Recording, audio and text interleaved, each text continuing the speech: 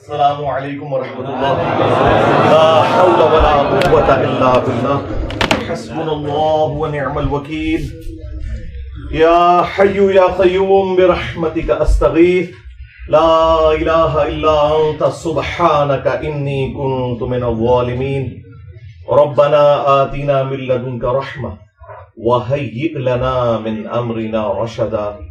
اللہم صل علی محمد وعلى آل محمد وأصحاب محمد وأزواج محمد وأمة محمد أجمعين إلى يوم الدين آمين. الحمد لله رب العالمين والصلاة والسلام على سيد الأنبياء والمرسلين وعلى آله وأصحابه وأزواجه أجمعين إلى يوم الدين.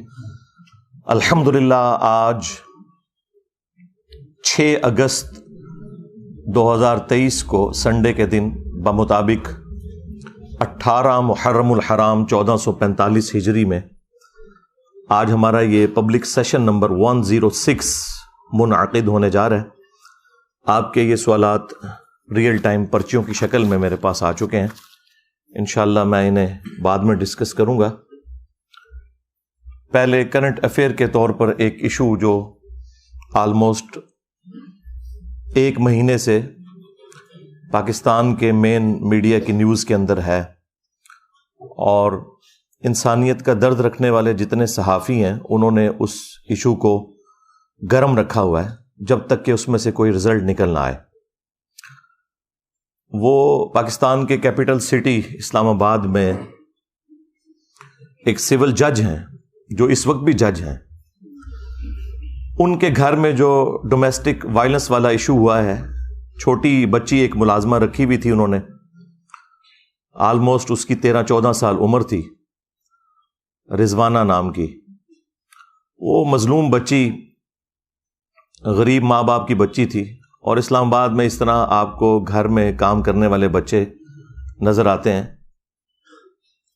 اگرچہ انہی عدالتوں نے باقاعدہ رولز اور ریگولیشنز پاس کیے ہوئے ہیں کہ چھوٹے بچے گھروں میں ملازمت نہیں کریں گے، قانون موجود ہے. اس کے اوپر یہی لوگ ہمیں بھاشن بھی دیتے ہیں کہ گھروں کے اندر چھوٹے بچوں کو یا دکانوں کے اوپر ملازمین نہ رکھا جائے بلکہ ان کی تعلیم فری کی جائے. اور یہی لوگ جو لوگوں کو انصاف دینے والے ہیں، جب ان کے گھر سے اس طرح کی رپورٹ نکلی ہے تو میرا خیال ہے پاکستان کی پوری عدلیہ کے لیے یہ ایک شرمناک چیز ہے.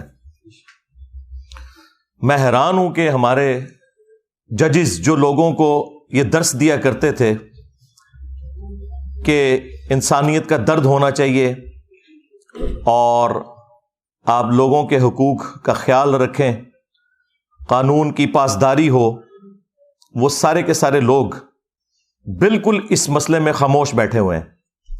وہ وکلا جو چھوٹی چھوٹی بات کے اوپر ہنگامہ کھڑا کر دیتے تھے، الٹا اس وائلنس کے اوپر اس جج اور اس کی بیوی کو نہ صرف پری ریسٹ بیل انہوں نے لے کے دی ہوئی ہے بلکہ اپنی ایک حفاظتی حصار کے اندر اسے لے کے آتے ہیں اور پھر نکال دیتے ہیں. جتنے بھی لوگ ہمارے اس ملک کے اندر قانون کے ٹھیکیدار بنے ہوئے ہیں، آپ ان لوگوں کو دیکھیں، میڈیا کے اوپر آ کے لوگوں کو درس دے رہے ہوتے ہیں اس حوالے سے.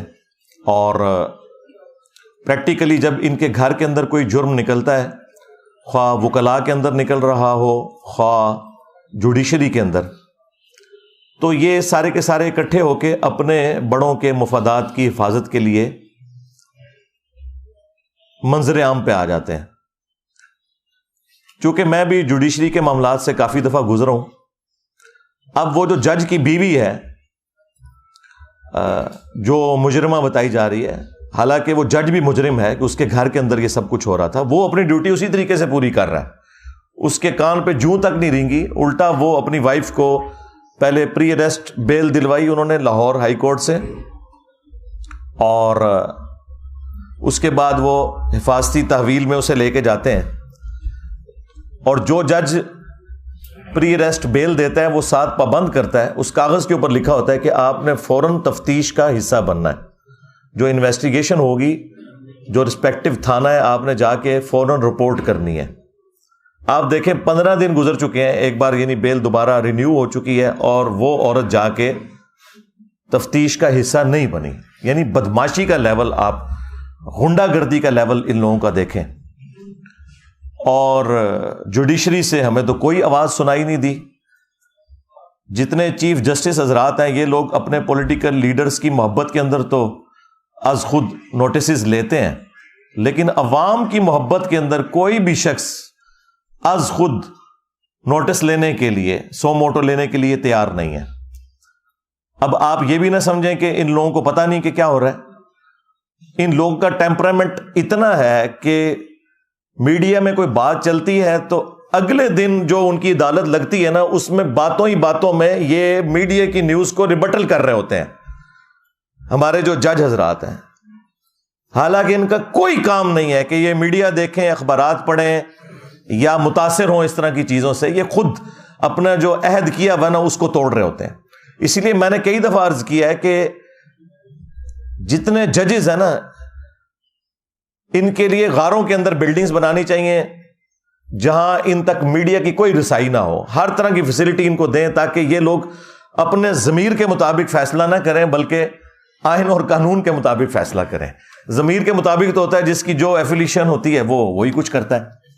اور اب دیکھ لیں, آپ کسی کا کوئی بیان نہیں آیا, کوئی وکلا تنظیمیں سامنے نہیں آئی ہیں. حالانکہ یہ سارے وکلا کبھی عمران خان صاحب کی محبت میں, کبھی نواز شریف صاحب کی محبت میں, کبھی زرداری صاحب کی محبت میں سڑکوں کے اوپر ٹھڈے کھاتے ذلیل ہوتے آپ کو نظر آتے ہیں, لیکن عوام کے لیے کوئی بھی کچھ کرنے کے لیے تیار نہیں ہے. تو میں ان سارے کے سارے لوگوں کو اس حوالے سے مجرم سمجھتا ہوں. یہ سب کے سب لوگ ظالم ہیں, خواہ جوڈیشری میں بیٹھے ہوئے لوگ ہیں یا ان کے سپورٹو وکلاء ہیں. یہ سب کے سب لوگ اس معاملے میں پہلے نمبر کے اوپر مجرم ہیں, کیونکہ یہ ان کے گھر کی صفائی کا معاملہ تھا.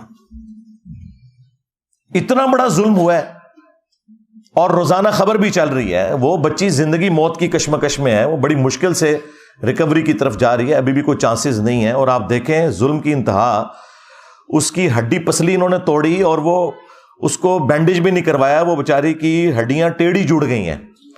سر میں جو زخم تھا اس میں کیڑے پڑ گئے اور اس کی وجہ سے پورے جسم کے اندر تعفن پھیل گیا. اس کے آپ دیکھیں چہرے کے اوپر, باقی جسم کے اوپر کس طرح نشانات, یعنی جس کی اپنی اولاد ہے وہ دیکھ کے تو تڑپ اٹھتا ہے. یہ جانور ہیں یہ لوگ اوپر جو بیٹھے ہوئے. تو سب سے بڑے مجرم اس میں وہ لوگ ہیں کہ جو اس ادارے کے کسٹوڈین ہیں, جوڈیشری کے. چیف جسٹس اللہ تعالیٰ کی بارگاہ میں سب سے پہلے مجرم ہے. اس کے بعد پرائم منسٹر, جن لوگوں کو صرف شیروانیاں پہننے کا شوق ہوتا ہے, اور اس کے بعد آرمی چیف بھی اس میں انوالو ہے. ان کا بھی یہ کام ہے کہ اس معاملے کا نوٹس لیں. دوسری طرف ان لوگوں کے اداروں کے بارے میں کوئی بات کر دیں تو کبھی جو ہے وہ غداری کا فتویٰ لگ جاتا ہے, کبھی توہین مذہب کا الزام لگا کے اپنا غصہ نکالتے ہیں, لیکن عوام کے لیے تو کوئی بھی کھڑا ہونے کے لیے تیار نہیں ہے. اسی لیے دیکھیں قرآن پاک میں اللہ تعالیٰ نے فرمایا لعنت اللہ علی الظالمین, ظالموں پر اللہ کی لعنت ہے. لعنت کا مطلب آپ کو پتہ ہے کیا؟ اللہ کی رحمت سے دور. جب آپ کسی کے اوپر لعنت بھیجتے ہیں تو اس کا مطلب یہ ہے کہ وہ شخص اللہ کی رحمت سے دور ہے. پھر اللہ تعالیٰ نے قرآن حکیم میں یہاں تک فرمایا ہے کہ تم نے عدل و انصاف کے لیے کھڑے ہونا ہے, خواہ تمہیں اپنے خلاف گواہی دینی پڑ جائے, اپنے قریبی رشتہ داروں کے خلاف گواہی دینی پڑ جائے, تم نے انصاف کے لیے کھڑے ہونا ہے. یہ مسلمان کی پہچان ہے. بخاری اور مسلم دونوں کے اندر حدیث موجود ہے, تم میں سے ہر شخص نگہبان ہے اور اس سے اس کی رعیت کے بارے میں پوچھا جائے گا. پھر نبی علیہ السلام نے اسے کھولا کہ حکمران اپنی رعایا کے اوپر نگہبان ہے, اگر اس نے انصاف نہ کیا تو اس سے پوچھا جائے گا. ایک خاوند اپنی بیوی اور بچوں کے اوپر نگہبان ہے, ایک عورت اپنے خاوند کے مال اور اس کے بچوں کے اوپر نگہبان ہے. بخاری اور مسلم میں ایک اور حدیث ہے کہ بدترین گڈریا وہ ہے, جس طرح گڈریا ہوتا ہے نا بھیڑوں کو سنبھالنے کے لیے, بدترین گڈریا وہ ہے جو کسی قوم کا حکمران ہو, اگر اس نے انصاف نہ کیا تو وہ جنت کی خوشبو بھی نہیں پائے گا. جی, ان لوگوں کو صرف فیسلٹیز اویل کرنے کا شوق ہوتا ہے.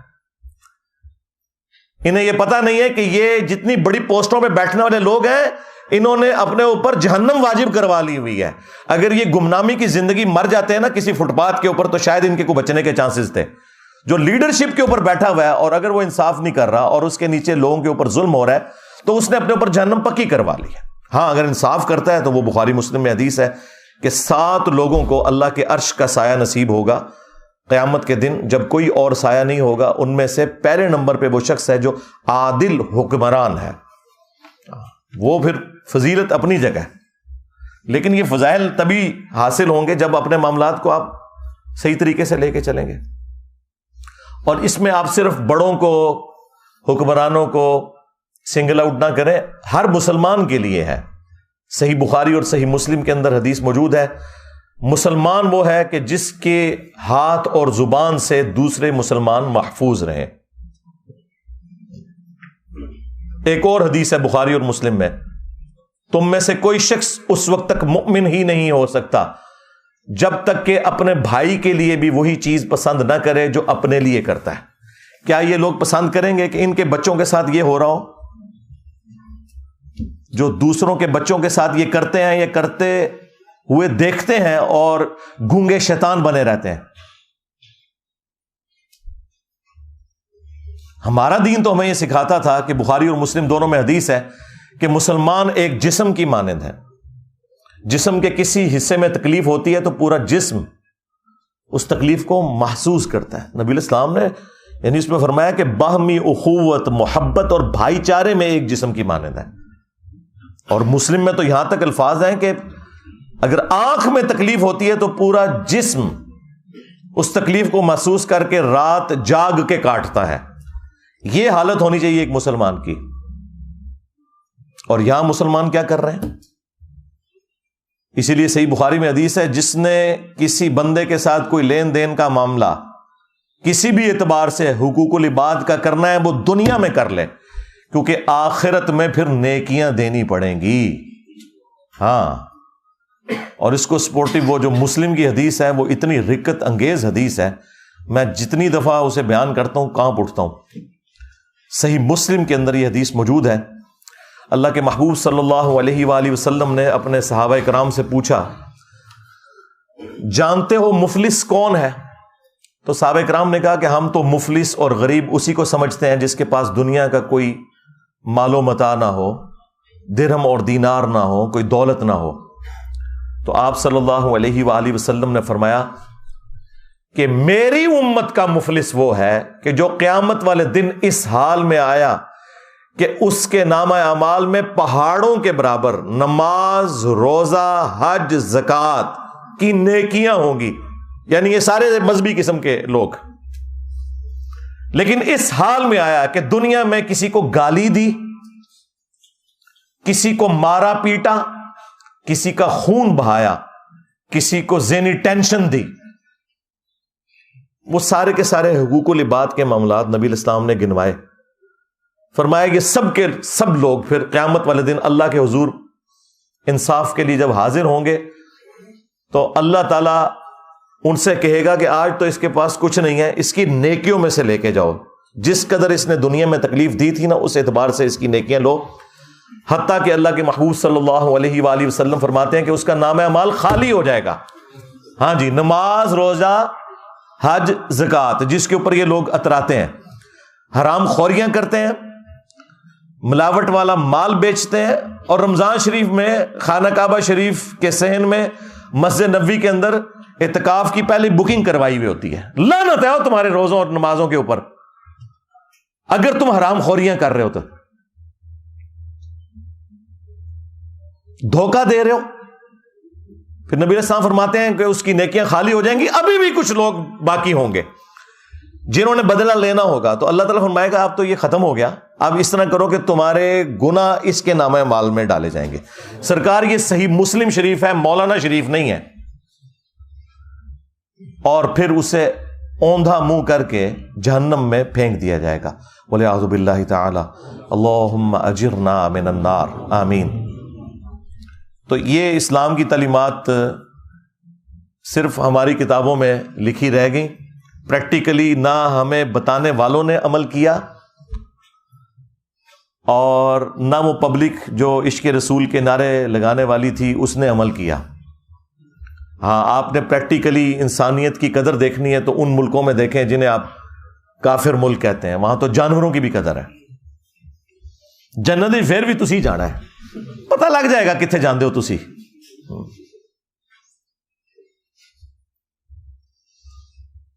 تو میرا خیال ہے کہ اس وقت ہمارے بڑوں کی ذمہ داری ہے کہ اسے ایک ایگزامپل سیٹ کریں تاکہ آئندہ کے لیے کسی کو جرت نہ ہو۔ عوام کے لیے بھی کوئی سینسٹیو ہو نا، ہر کوئی اپنے ادارے کے لیے سینسٹیو نظر آتا ہے آپ کو، لیکن عوام کے لیے کوئی سینسٹیو نظر نہیں آئے گا آپ کو۔ اور سزا تو پھر آپ کو پتہ ہے سورۃ المائدہ میں اس طرح کے جو جرم کرنے والوں کے لیے کیا آئی ہے۔ اللہ تعالیٰ نے بنی اسرائیل کے لیے بھی یہ چیز طے کی تھی اور اس امت میں بھی، کہ جان کے بدلے جان،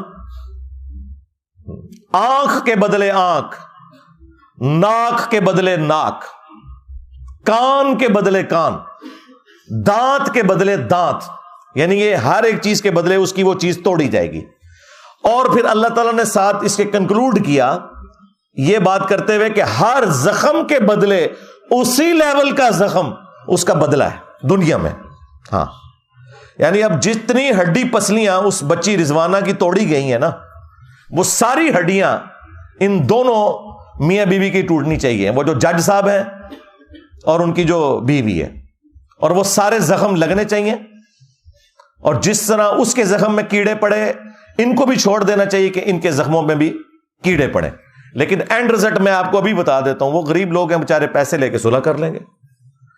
اچھا، یہ جو پیسے لے کے صلح کر لیتے ہیں نا، اور پھر کہتے ہیں کہ جی وہ شریعت نے اختیار دیا ہوا ہے ورثاء کو، بھئی یہ اس صورت میں ہے جب کوئی دل سے معاف کرے۔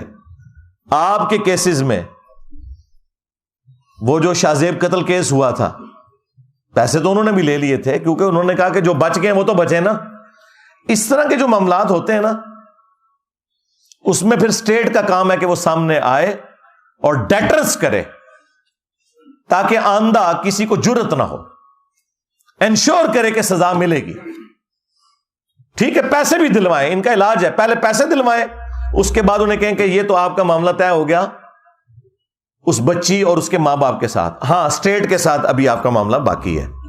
جو آپ نے یہ وائلنس کی ہے اور اس کی وجہ سے پورے ملک کے اندر ایک جو دہشت کی فضا بن گئی ہے، اب آپ کے اوپر بھی ڈیٹرنس قانون کی ہونی چاہیے۔ تو اب آپ آئیں، نظر قانون کا سامنا کریں اور ان تمام سزاؤں سے آپ کو گزارا جائے۔ لیکن ہمارے بڑوں کی توجہ اس طرف بالکل ہوتی نہیں ہے۔ جب تک یہ اپوزیشن میں بیٹھے ہوتے ہیں اس وقت تک آپ کو اتنے لمبے لمبے درس دیں گے، بھاشن دیں گے، جیسے ہی حکومت میں آتے ہیں پھر اپنی سیٹ بچانے کے چکر میں ہر چیز کو اوور لک کرتے چلے جاتے ہیں۔ پھر جب سیٹ سے نکالے جاتے ہیں پھر اپوزیشن میں آتے ہیں، پھر یہ انسانی حقوق کی، ڈیموکریسی کی، بیسک ہیومن رائٹس کی، سوشل ویلیوز کی باتیں کرنا شروع کر دیتے ہیں۔ بس تقریریں کرنے کے لیے یہ لوگ جو ہیں وہ شیر ہیں، اور وہ بھی اس صورت میں جب یہ نکالے جاتے ہیں، جب سیٹ پہ بیٹھے ہوتے ہیں تو سانپ سونگا ہوتا ہے انہیں کہ بھئی یہ جو معاملات ہیں یہ اب آپ نے نہیں دیکھنے کہ آپ کے ساتھ اب آخرت میں کیا ہونے والا ہے، آپ کسی کو جواب دہ نہیں ہو۔ اور اس میں میرا خیال ہے عوام الناس بھی مجرم ہے۔ ہمیں بھی چاہیے کہ جس طرح ہم بعض معاملات کو سوشل میڈیا کے اوپر ایک ہائپ کریٹ کرتے ہیں اپنے سیاستدانوں کی محبت کے اندر اور انہیں مسیحا ڈکلیئر کرتے ہوئے، وہ کام کرنے کا نہیں ہے۔ اصل کام کرنے کا یہ ہے کہ ایک عام آدمی کی آواز بنے۔ صحافیوں کا کام ہے کہ ایک عام آدمی کی آواز بنے، بجائے یہ کہ وہ پولیٹیکل پارٹیز کا ساتھ دیں۔ تو اس طرح کے معاملات کے اندر پھر آپ ذرا نظر رکھا کریں کون سے لوگ ہیں کہ جو واقعی اپ رائٹ لوگ ہیں اور اس طرح کے معاملات کو وہ اٹھاتے رہتے ہیں جب تک کہ کنکلوژن کی طرف نہ پہنچے۔ میں یعنی آپ کو دعوے سے کہتا ہوں، اگر شاہ زیب خانزادہ نے شاہ زیب قتل کیس کو نہ اٹھایا ہوتا تو جتنی وہ تگڑی پارٹی تھی نا، وہ کبھی بھی اسے سزا نہیں ہونی تھی۔ اس نے اس معاملے کو ٹھنڈا نہیں ہونے دیا. ابھی بھی میں دیکھتا ہوں وہ رات کو اینڈ پہ پھر وہ ایک چھوٹا سا نا جب پروگرام ختم کرنے لگتا ہے نا پھر وہ ایک کیس چلا دیتا ہے اس کا, یہ رضوانہ کیس جو چل رہا ہے. یہ باقی صحافیوں کو بھی چاہیے کہ اس طرح کے معاملات کو گود لے لیں اور روزانہ ڈسکس کریں, اول و آخر جسے کہتے ہیں نا ڈسکس کریں, مین بلٹن کے اندر بار بار اسے ڈسکس کریں, جس طرح میں اب دیکھ رہا ہوں کچھ میڈیا چینلز کر رہے ہیں. بہت اچھی چیز ہے اور یہ میڈیا کی برکات ہے کہ آپ کو یہ چیزیں پتہ چل رہی ہیں, ورنہ آپ کے بڑوں نے تو آپ کو بس اسی کھاتے میں رکھا ہوا تھا کہ فوج کا پالیٹکس میں کردار ہونا چاہیے یا نہیں ہونا چاہیے. ہاں, عمران خان صاحب کو جیل جانا چاہیے کہ نہیں جانا چاہیے, نواز شریف صاحب کی سزائیں معاف ہونی چاہیے یا نہیں معاف ہونی چاہیے. بس آپ کو اس طرح کے معاملات کے اندر انہوں نے بیزی رکھا ہوا ہے اور اصل جو معاملات ہیں اس سے نگاہ ہٹائی ہوئی ہے. تو میں نے یہ ضروری سمجھا, میں نے بڑا ٹھنڈا کر کے اس معاملے کو, میں فوراً کوئی ورڈکٹ نہیں دیتا اس لیے کہ بعض اوقات فیک نیوز بھی آ جاتی ہیں. ابھی بھی کچھ نیوز ایسی ہیں جو مارکیٹ میں چل رہی ہیں, لیکن میں ان کے اوپر اس لیے بات نہیں کر رہا کہ جب تک وہ معاملات کلیئر ہو کے سامنے نہیں آتے نا اس وقت تک کوئی ورڈکٹ اختیار کرنا وہ پھر خام خواہ ایک غلط چیز کو فیم دینے والی بات ہوتی ہے. میں اشارتاً بات کر رہا ہوں, وہ انشاءاللہ تعالی جب معاملات میچور ہوں گے تو میں اس کے اوپر بھی کوئی نہ کوئی ورڈکٹ دوں گا. بہرحال اس معاملے کے اوپر تو اب گورنمنٹ کا کام ہے کہ یہ سزا والا معاملہ کرے, اور دوسری طرف ان کے جب اپنے گھروں کے مسئلے آتے ہیں تو آپ دیکھیں گے فوراً ججوں کو بھی فارغ کر دیتے ہیں, پولیس آفیسرز بھی سسپینڈ ہو جاتے ہیں, کورٹ مارشل بھی ہو جاتے ہیں. جب اپنی ذات کی باری کسی کی آتی بڑھے گی, جب ایک عام غریب آدمی کی باری آتی ہے تو صرف یہ آپ کو صرف درس و بیان دینے کے لیے یہ لوگ تیار ہیں اور آپ کو یعنی آخرت اورینٹڈ کریں گے. دنیا میں وہ کہیں گے بھائی دنیا آپ کے لیے اب جہنم ہی ہے, ہاں, اور اپنے لیے دنیا بھی جنت بنائی ہوئی ہے اور آخرت بھی جنت ایکسپیکٹ کر رہے ہیں. یہ تو جب مریں گے تو لگ پتہ جائے گا.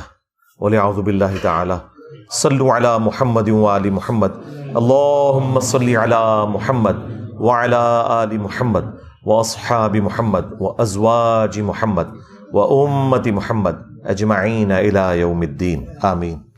اللہم انی اسألک بانک انت اللہ لا الہ الا انت الاحد الصمد الذی لم یلد ولم یولد ولم یکن له کفوا احد وإلہکم الہ واحد لا الہ الا هو الرحمن الرحیم الف لام میم اللہ لا الہ الا هو الحی القیوم اللہم صلی علی محمد وعلی آل محمد اللہم ربنا آتنا فی الدنیا حسنہ وفی الآخرة حسنة وقنا عذاب النار ربنا آتنا من لدنک رحمہ وهيئ لنا من امرنا رشدا لا الہ الا انت سبحانک انی کنت من الظالمین.